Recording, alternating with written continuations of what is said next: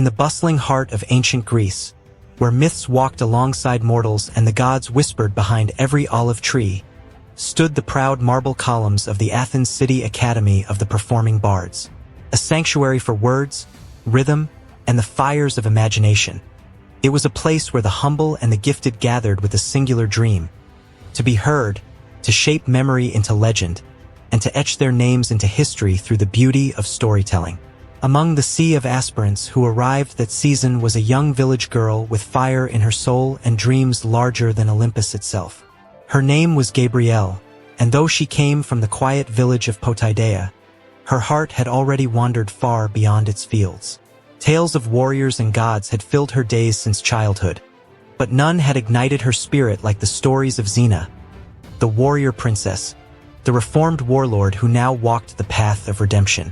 With only a scroll in hand and courage in her chest, Gabrielle stepped into the academy, unsure whether her simple tales could stand beside epics of war and divine wrath.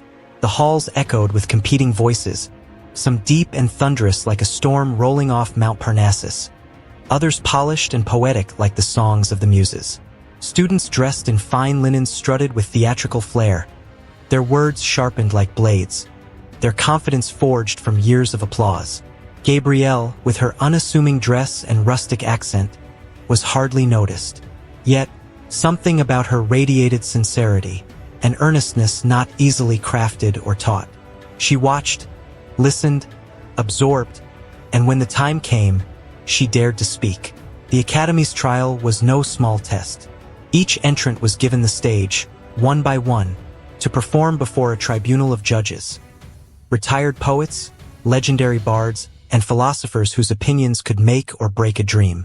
Gabrielle, though trembling beneath her calm expression, waited patiently for her turn, gripping her scroll tightly, praying that her words would find the right ears.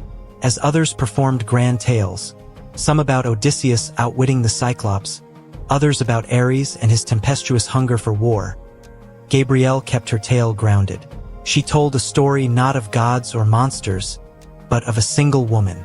A tale about a warrior who had once sowed destruction across kingdoms, yet now wandered the lands to right her past wrongs. The warrior princess, Xena, a name that stirred awe and fear, but in Gabrielle's story, also evoked compassion and admiration. She painted a scene of redemption, of inner struggle, of battles not only against tyrants and armies, but against the darker parts of the soul. Her tale was not adorned with flowery verse or complex allegories. It was raw, honest, and filled with heart. The tribunal listened, silent, unmoved at first by what seemed too humble, too real. But as Gabrielle wove her story, their eyes sharpened, their ears perked. The hall, once filled with fidgeting and whispered criticisms, grew still. The young bard did not perform. She lived her story, each word flowing from a place so deep it pierced even the most jaded listener. And so, when the final name was called for admittance into the academy, there was hesitation. Gabrielle stood not among the chosen, her name absent from the final scroll. The judges had favored flair over feeling, thunder over truth. Yet not all was lost. One judge, an older bard who had long grown weary of polished deception, approached Gabrielle in private. He had seen the soul in her story, the passion that no amount of training could instill. He whispered to her something she would never forget. Not all victories are marked by titles. Not all recognition comes in applause. A true bard does not write for fame, but for those who need to hear. And sometimes, even the gods listen more closely to the quiet voice. Though denied a place within the walls of the academy, Gabrielle's heart burned brighter than ever, for she had proven something greater, that her voice mattered, even when drowned in a sea of louder ones. She had stood before a hall of strangers and given them a glimpse into a soul, hers, and that of a woman whom the world feared, but she revered. She left Athens not with a laurel crown, but with something far more precious, belief in her calling. The world outside still beckoned with stories untold, and Gabrielle would be the one to gather them. Her journey would not be confined to ink and parchment, but would unfold in footsteps, firelight, and the companionship of the one who had inspired it all, Xena herself. From dusty roads to royal courts, Gabrielle would go on to tell stories that swayed kings, comforted orphans, and haunted tyrants. The girl who once feared she wasn't enough would shape the myths of tomorrow, one tale at a time. And in quiet corners of taverns, on moonlit hills where travelers rested, her name would be spoken with awe, not just as a bard, but as a weaver of truth, a friend of heroes, and eventually, as a legend herself.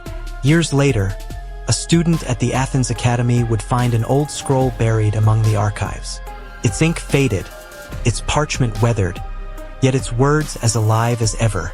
A tale of a warrior princess told with such tenderness and depth that the young reader wept before the final line. The scroll bore no signature, just the simple mark of a quill entwined with a rose. And thus, Gabrielle's voice endured, long after judges had forgotten her name, long after the Academy's columns had crumbled, echoing in the hearts of those who believed in the power of a story well told. For in the end, greatness is not bestowed by institutions, nor measured in awards. It is found in the quiet courage to speak from the soul, in the passion to share light in a world shadowed by noise. And so, in the eternal halls of memory, Gabrielle's tale stands not among the rejected, but among the revered. A girl from Potidaea with a story in her heart had once dared to dream, and the world would never be the same.